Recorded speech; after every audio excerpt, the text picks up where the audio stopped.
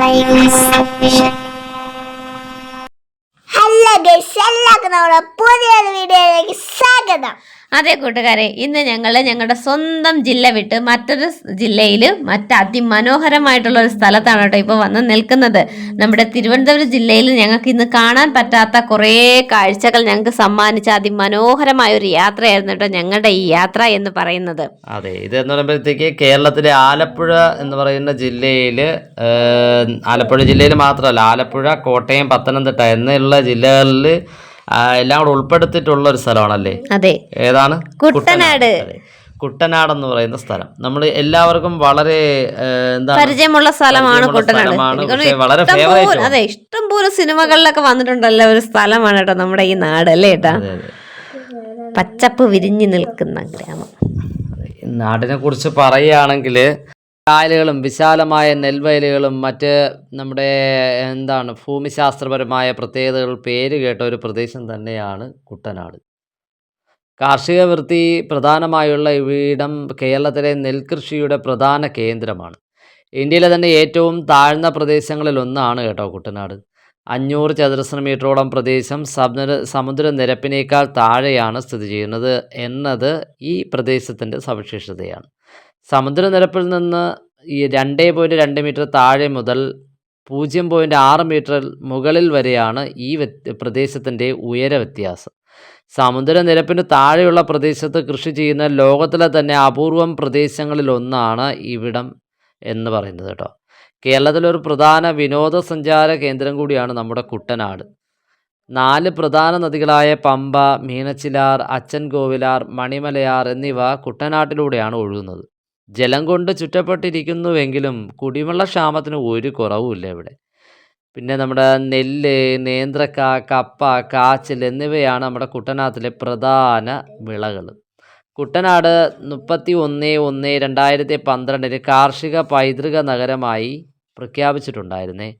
കുട്ടനാട് എന്ന പേര് വരാൻ കാരണം പലതാണ് നിഗമനങ്ങൾ പറയുന്നത്. പ്രാചീന ചേര രാജാവായ ചേരൻ ചെങ്കുട്ടവൻ്റെ തലസ്ഥാനങ്ങളിലൊന്നായിരുന്നു ഇന്നത്തെ കുട്ടനാട്. രാജാവിൻ്റെ പേര് ചേർന്നാണ് കുട്ടനാട് ഉണ്ടായത്. ആദിചേരനെ കുട്ടുവർ, കുട്ടവൻ എന്നെല്ലാം വിശേഷിപ്പിച്ചിട്ടിരുന്നു. ആദിചേര രാജാക്കന്മാരുടെ തലസ്ഥാനം കുട്ടനാടായിരുന്നു. ഇതാണ് കുട്ടുവരുടെ നാട് എന്ന അർത്ഥത്തിൽ കുട്ടനാടായി തീർന്നത് എന്നാണ് ഇനിയുമൊരു വാദം. ബുദ്ധൻ്റെ പ്രാദേശിക നാമമായിരുന്നു കുട്ടൻ. വ്യാപകമായ ബുദ്ധമത സ്വാധീനമുണ്ടായിരുന്ന ഒരു കാലത്ത് പ്രധാനപ്പെട്ട ബുദ്ധവിഹാരങ്ങൾ സ്ഥിതി ചെയ്തിരുന്ന നാട് എന്ന നിലയിലാണ് കുട്ടനാട് എന്ന് പേര് വന്നതെന്ന് ചില ചരിത്രകാരന്മാർ വിശ്വസിക്കുന്നു. പിൽക്കാലത്ത് കരുമാടിയിൽ സ്ഥിതി ചെയ്യുന്ന കരുമാടിക്കുട്ടൻ എന്ന പ്രശസ്തമായ പ്രതിമ ബുദ്ധൻ്റേതാണെന്ന് കരുതപ്പെടുന്നു. ചുട്ടനാടാണ് കുട്ടനാടായതെന്ന് ഒരു വാദമുണ്ട് കേട്ടോ. കുട്ടനാട്ടിലെ ജനങ്ങളുടെ പ്രധാന ഉപജീവന മാർഗം കൃഷിയാണ് കേട്ടോ. നെല്ലൊരു പ്രധാന കാർഷിക വിളയാണ്. കുട്ടനാട്ടിന് കേരളത്തിൻ്റെ നെല്ലറ എന്ന പേരുണ്ട്. പഴയകാലത്ത് ഇരിപ്പു എന്ന് പറയുന്നത് വർഷത്തിൽ 2 പ്രാവശ്യം കൃഷി ഇടക്കുന്ന ഒരു സമ്പ്രദായം അതായിരുന്നു മുൻപ് നിലനിന്നിരുന്നത്. ഇപ്പോഴൊക്കെ നിൽക്കുന്നത് മുപ്പു സമ്പ്രദായം എന്ന് പറയുമ്പോഴേ വർഷത്തിൽ 3 പ്രാവശ്യം വിളവെടുക്കുന്ന ഒരു സമ്പ്രദായമാണ് ഇപ്പോഴും നിലനിൽക്കുന്നത്. വേമ്പനാട്ട് കായലിന് സമീപത്തുള്ള വലിയ കൃഷിസ്ഥലങ്ങൾ പലതും കായൽ നികത്തി ഉണ്ടാക്കിയവയാണ് കേട്ടോ. മുൻപ് മഴക്കാലത്ത് മലകളിൽ നിന്നും വരുന്ന വെള്ളം മാത്രമേ കൃഷിക്ക് അനുയോജ്യമായിരുന്നുള്ളൂ. വേനൽക്കാലത്ത് കുട്ടനാട്ടിൽ കടൽ വെള്ളം കയറി കൃഷിക്ക് അനുയോജ്യമല്ലാത്ത വെള്ളം കുട്ടനാട്ടിൽ നിറച്ചിരുന്നു. കേരളത്തിലെ 2 മഴക്കാലങ്ങളോടനുബന്ധിച്ച് വർഷത്തിൽ 2 കൃഷി മാത്രമേ സാധ്യമായിരുന്നുള്ളൂ. 1968 ഭാരത സർക്കാർ നദിയിൽ ഒരു തടയണ കെട്ടാമെന്ന് ശുപാർശ ചെയ്തു. ഇതുകൊണ്ട് വേനൽക്കാലത്ത് കടൽ വെള്ളം നദിയിലേക്ക് പ്രവേശിക്കുന്നത് തടയാൻ കഴിയും. അങ്ങനെ കർഷകർക്ക് വർഷത്തിൽ 3 കൃഷി ഇറക്കുവാനും കഴിയും. പദ്ധതി 3 ഘട്ടങ്ങളായി തീർക്കുവാനായിരുന്നു ഉദ്ദേശിച്ചിരുന്നത്. തെക്ക് ഭാഗം, വടക്ക് ഭാഗം, ഇത് രണ്ടിനെയും കൂട്ടിയോജിപ്പിക്കുന്ന 3ാമത്തെ ഭാഗം. എന്നാൽ പദ്ധതി പല കാരണങ്ങൾ കൊണ്ടും താമസിച്ചു. തെക്കും വടക്കും ഭാഗങ്ങൾ നിർമ്മിച്ചു തീർന്നപ്പോൾ തന്നെ പദ്ധതിക്ക് അനുവദിച്ചിരുന്ന മുഴുവൻ തുകയും തീർന്നുപോയി. 3ാം ഘട്ടം അനിശ്ചിതത്വത്തിലായി. ഈ പദ്ധതി കൊണ്ട് ഒരുപാട് സാമ്പത്തിക നേട്ടങ്ങൾ പ്രതീക്ഷിച്ചിരുന്ന കർഷകർ 1972 ഒരു രാത്രി കൊണ്ട് തെക്കും വടക്കും ഭാഗങ്ങൾക്ക് ഇടയ്ക്കുള്ള ഭാഗം ചെളി കൊണ്ട് നിർമ്മിച്ചു. ഇന്നും ഈ 2 ഭാഗങ്ങൾക്കിടയ്ക്ക് കർഷകർ നിർമ്മിച്ച ഭാഗം നിലനിൽക്കുന്നു.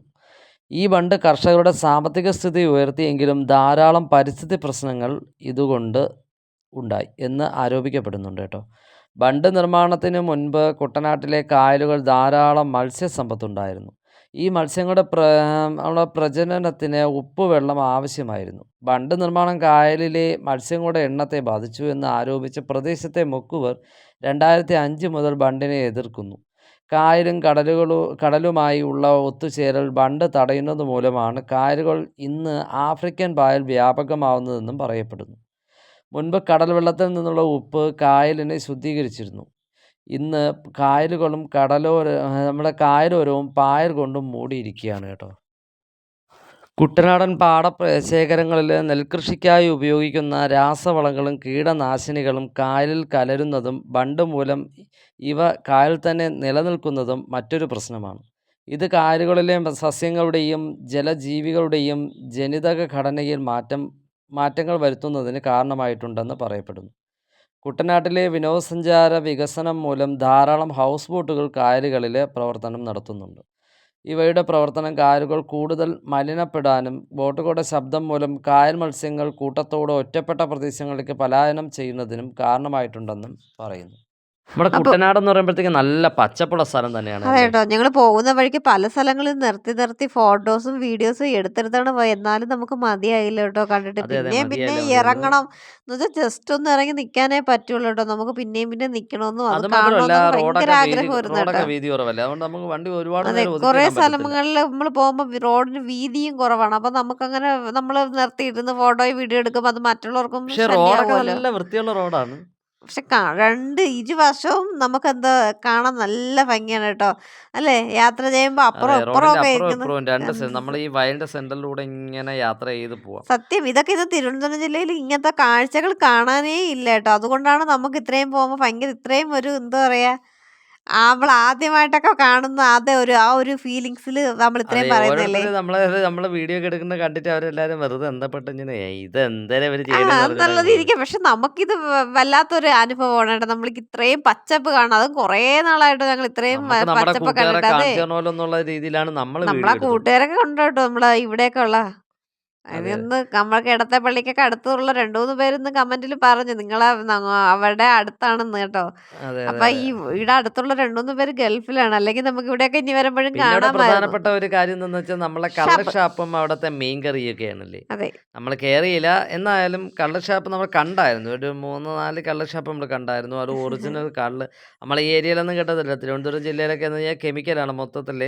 നമ്മൾ ഗുളികയൊക്കെ അടിച്ച് ഇലക്കി വെക്കുന്നതാണ് നമ്മുടെ ഇവിടെയൊക്കെ ഉള്ളതെന്നാണ് സാധാരണ പറയപ്പെടുന്നത്. നമുക്കറിയത്തില്ല. പക്ഷെ പറഞ്ഞു ഒറിജിനൽ കേട്ടിട്ടുള്ളൂ. കള്ള് വേണമെങ്കിൽ നമ്മൾ ആലപ്പുഴ ജില്ലയിൽ തന്നെ വന്നേ പറ്റൂ എന്നൊക്കെയാണ് ഓരോരുത്തർ എൻ്റെ അടുത്ത് ഇങ്ങനെ പറയാനിടയായത്. അപ്പോൾ അത് നിങ്ങൾ എത്രമാത്രം സത്യമുണ്ടെന്നോ അതൊന്നും നമുക്കറിയത്തില്ല. പക്ഷെ ഒരുപാട് കള്ള് ഷാപ്പുകളൊക്കെ അവിടെ ഉണ്ട് കേട്ടോ. അതെ, അതൊക്കെ പിന്നെ അത് കഴിഞ്ഞ് നമ്മളിങ്ങനെ വരുന്ന വഴിക്ക് നോക്കിയപ്പോഴത്തേക്ക് നമ്മുടെ ഓ, വാവച്ചിക്കുട്ടിക്ക് അവിടെ അതിൻ്റെ പച്ചപ്പിനിടയ്ക്കൊന്നൊരു ചെറിയൊരു വീഡിയോ ഒക്കെ എടുക്കണമെന്ന്, അങ്ങനെ ഇവിടെ വീഡിയോ ഒക്കെ ഇത്തിരി എടുത്തു. വണ്ടി ഒതുക്കാൻ സൗകര്യം ഉണ്ടായിരുന്നു കേട്ടോ. അങ്ങനെ നമ്മൾ ഇവിടെ നിർത്തിയപ്പോൾ ഈ സമയത്ത് മീനുക്കുട്ടി പാസ് ചെയ്ത് അവരങ്ങ് പോയിട്ടോ. അപ്പൊ അതെ. നാനും ചേട്ടനും പപ്പയും കൊണ്ടും ഉണ്ടായിരുന്നു. അപ്പൊ നമ്മളിവിടെ പിന്നെ ഇറങ്ങി ഒരു വളരെ വീഡിയോ സ്ലോ ഒക്കെ എടുത്ത് മോഷനിലാസാണ് വീഡിയോ ഇങ്ങനെ ഒക്കെ എടുത്ത് എത്തിയിട്ടുണ്ട്. അപ്പോഴൊക്കെ നമ്മുടെ ഇന്നത്തെ അപ്പൊ വീഡിയോ സൈക്കിൾ ഇത്രയൊക്കെ സ്പെഷ്യലിലെ ഉള്ളൂ. കുട്ടനാട്ടിലെ ഞങ്ങളുടെ കാഴ്ചകൾ, ഞങ്ങൾ കണ്ട കാഴ്ചകൾ ഇതൊക്കെയായിരുന്നു കൂട്ടുകാരെ. അപ്പൊ ഞങ്ങളുടെ കുട്ടനാട് വീഡിയോ നിങ്ങൾക്ക് ഇഷ്ടമായ ലൈക്ക് ചെയ്യാനും കമന്റ് ചെയ്യാനും ഷെയർ ചെയ്യാനൊന്നും മറക്കരുതേ. സൈക്കിൾ സ്പെഷ്യലിലെ ഞങ്ങൾ പോകുന്ന യാത്രകളും ഞങ്ങളുടെ വീട്ടിലെ വിശേഷങ്ങളും ഒക്കെ ആയിട്ട് നമുക്ക് ഇനി അടുത്തൊരു വീഡിയോയിൽ വീണ്ടും കാണാം. Thank for watching.